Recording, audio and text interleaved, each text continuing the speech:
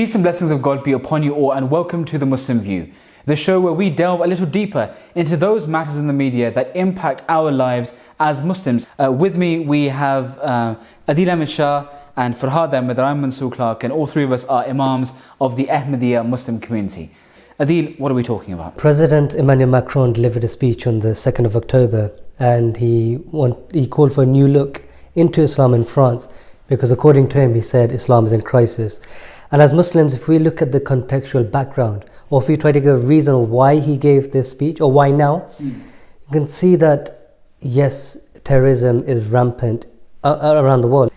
But what Macron said, or what we would assume the reason why he gave this speech, was that he said that we should target feelings or beliefs or values which are synonymous, the ideologies which all these terrorists share. It's important. I mean, what are some of the main things that Macron made in this speech? What do you say? He said that there is a problem of separatism within France. Just explain separatism. Basically, he was saying that there's a lot of people who don't believe in the values of the Republic. Now, right. It's even more complicated. What are the values of the Republic? Yeah. So, Republican values, he says, are those values which are of the state. He says, for instance, gender equality is a value of the Republic. Secularism is a value of the Republic, etc. etc. So he makes a statements like that, but then also he says that Muslims have, in particular, he talks about Muslims with regards to those who have problem with these issues. Not that he openly says it's all Muslims. He tries to make a distinction, but he quite... that implication is definitely there, though. He fails in making that distinction. In my personal opinion, is that his speech lacked simple definition of whether he was addressing Islam or whether he was addressing extremism and terrorism. And throughout his speech, he used divisive language, nothing short of divisive language, against Islam. Emmanuel Macron failed to make fundamental distinctions between the beautiful and peaceful teachings of Islam and signs of radicalization. Absolutely. I mean, in this regard, it's interesting because one of the things that he is talking about, as Farhad, you mentioned, was this kind of separatist movement of trying to make a faction within society separate to that of the Republic. And in what he's doing, in a practical sense, by his words, he is othering the identity of Muslims. If you look into what Macron has said, and also what his administration has said to explain what Macron has said, because he does leave a lot unclear within his speech.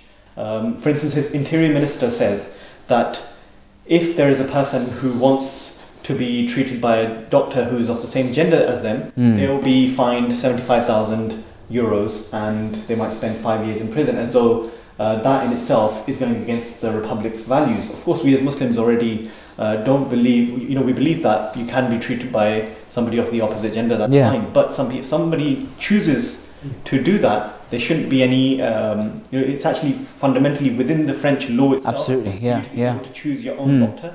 So a patient's freedom to choose their doctor is enshrined in the code of medical ethics. One of his ministers in the past has said that anyone who refuses to shake the hands of anyone of the opposite gender, that's also separatist and radical views. Whereas within the fundamentals of Islam, it's found that there should be a separation between men and women to some degree. I mean, I was reading about that, the point that you just made about the handshakes. I mean, there was a woman who was denied citizenship simply on the basis of the fact that she refused to handshake someone of the opposite gender. And if we go into that stage where we are taking away people's basic human rights and freedoms because they're doing something that we don't agree with, I mean, that is a very dangerous precedent to be setting. I mean, Adil, there's a point that you mentioned a little while ago about this conflation between Islamic values and the beginning tendencies that lead on towards radicalization and extremism. And in that regard, I came across this tweet written by someone called Mehreen Khan, who's a journalist for the Financial Times. And it's a really, really important tweet. And she says, Macron conflates conservatives with separatists and criminals, as if there's a continuum which starts with covering your hair and ends up beheading people. So basically the point that she's making, and I think this is something that many Muslims are feeling that they've been targeted against, is that doing things which are very basic and personal choices within your religion, the wearing of a beard, for example, the wearing of the hijab, acting or speaking a certain way, it almost puts a target on your back saying, watch out for this person because this person could end up being on the news later on for beheading someone.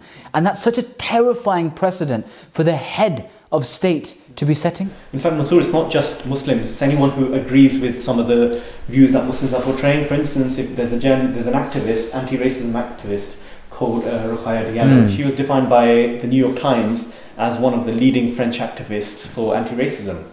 She herself was accused of helping the hands of the killers because she co-authored an open letter criticizing the decision of Charlie Hebdo to publish the cartoons against the Holy Prophet Muhammad, peace be upon him. The word they used was arming the hands, as if she is placing the weapon in the hands of... It's almost to say she's complicit in the murder of these people. These issues are now becoming talks at the dinner table, and people are speaking about Islam and using terms such as Islamism as if they're the most biggest issues in Europe and in that aspect the whole world. But the time has come that Muslims shouldn't be used as scapegoats. Islam isn't the problem that should be tackled. It's extremists and extreme values that have nothing to do with Islam. Actually, if we want to look at what Islamic perspective or the theological perspective is, you need to speak to the representatives of that religion who will tell you quite categorically that according to the teachings of Islam, these actions are abhorrent and completely condemnable. Absolutely. And Macron to some degree does tackle some of the issues that are underlaying some of these causes of radicalization. For instance, he talks about the need for better schooling, he talks about the need for urbanization of certain areas which are deprived, for the government and the Republic to invest more in those areas.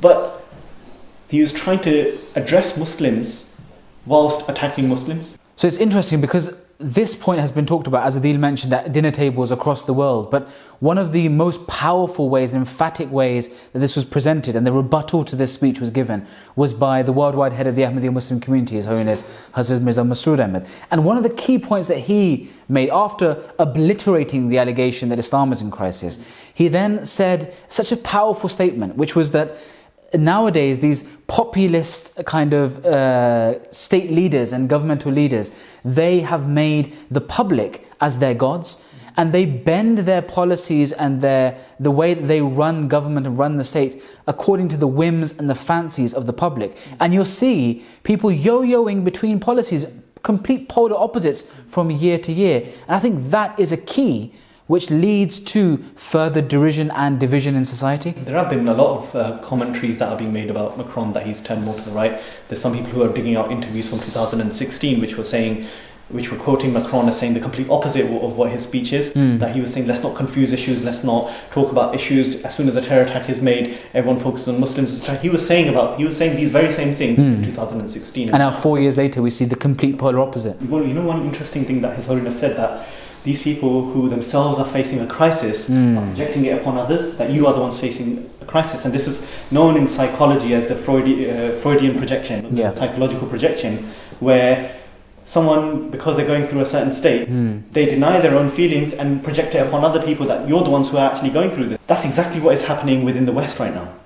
The West is losing ground in terms of there is a crisis of liberalism, there's a crisis in the economy, there's so many articles out there right now who are saying that the world is completely changing and the very thing that the West itself has created is slipping out of its hands. So of course it's going to feel like it's losing something, and therefore it has to find that scapegoat.